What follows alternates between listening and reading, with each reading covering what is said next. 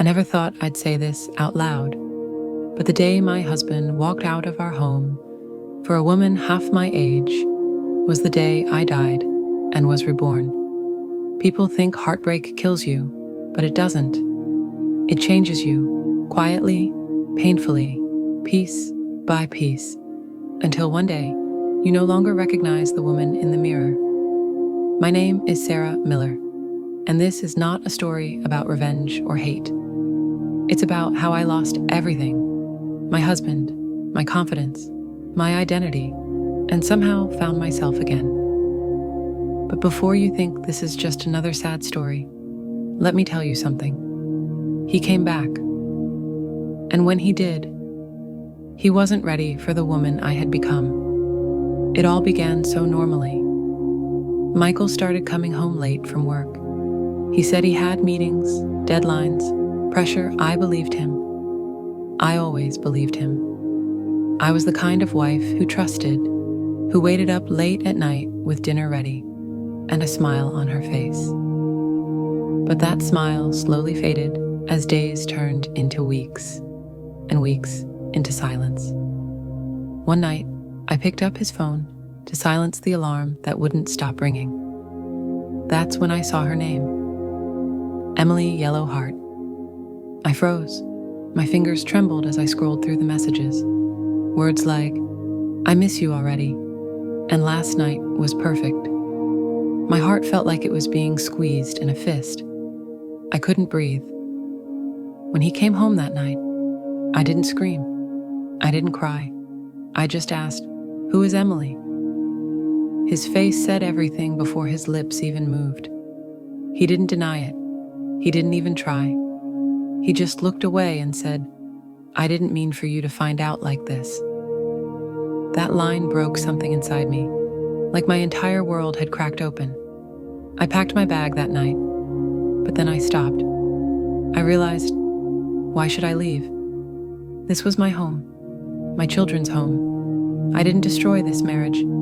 He did. The next morning, I made breakfast like usual. I sent the kids to school, smiled like nothing had happened, and when he left for work, I sat at the dining table for hours, staring at the wall. I felt hollow, completely empty. Days passed like that. He eventually moved out, saying he needed space. I told the kids he was busy at work.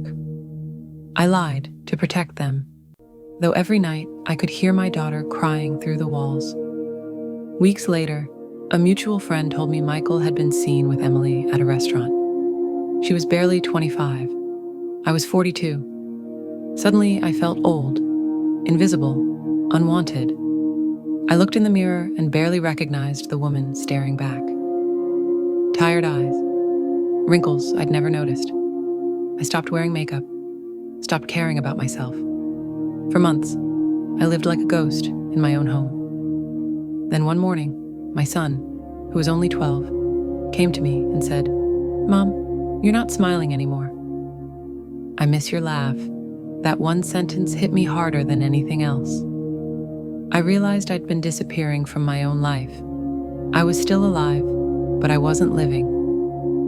That day, I stood up, took a long shower, wore my favorite dress, and went outside for a walk. For the first time in months, I felt air on my face and sunlight on my skin. It felt like I was waking up. Slowly, I began to rebuild myself. I joined a local community class, painting, something I'd loved in college. I met people, women with stories like mine, women who had been left, broken, forgotten, but still breathing, still fighting. I started running every morning, eating better, sleeping on time. I began writing a journal, pouring every emotion into words: pain, anger, confusion, forgiveness, everything. Months turned into a year. Michael barely called. He sent money for the kids, but avoided real conversations. I heard from others that he and Emily had moved in together, and honestly, it didn't hurt as much anymore. It was like a wound that had scarred. It was still there, but it didn't bleed anymore.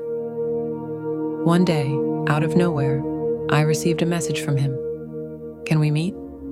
My heart skipped, but not from love, from curiosity. When we met, I almost didn't recognize him. He looked older, tired. His eyes didn't shine like before. He tried to smile, but it felt forced. He said, "Emily left me." I didn't respond. He continued. "She said I was too old for her, that she wanted someone more exciting." He laughed bitterly. Funny, isn't it? I looked at him, not with anger, but with something close to pity. For the first time, I saw him not as my husband, not as the man who hurt me, but as a human being who had made a terrible mistake. He said softly, "I miss you. I miss us." For a moment, I felt tears sting my eyes. Not because I wanted him back, but because part of me remembered who we used to be. The love we once had, the life we built together. But then I took a deep breath and said, "I don't think you miss me, Michael. I think you miss the version of yourself you used to be when you were with me." He looked stunned. I stood up, paid for my coffee, and left. As I walked away, I realized something powerful. Closure doesn't come from someone saying sorry. It comes from you realizing you deserve better. That night, I sat by my window, watching the stars. I felt peace, not because everything was perfect, but because I had survived what was meant to break me. A few weeks later, I got a message from an art gallery. They wanted to feature my paintings in a local exhibition. It felt unreal. I walked into that gallery the next month and saw my name on the wall, by Sarah Miller. People were admiring my work, connecting with my emotions through color. It was the most beautiful moment of my life. Michael came with the kids. He stood quietly, watching me from afar. I saw pride in his eyes, maybe regret too. But it didn't matter anymore, because I wasn't that broken woman waiting for someone to love her again.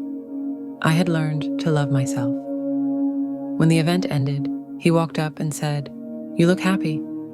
I smiled and replied, "I am." And that was it. No dramatic reunion, no tears, just peace. Sometimes the greatest revenge is simply becoming everything they thought you'd never be. I went home that night, tucked my kids in, and whispered to myself, "You made it." And for the first time in years, I truly believed it.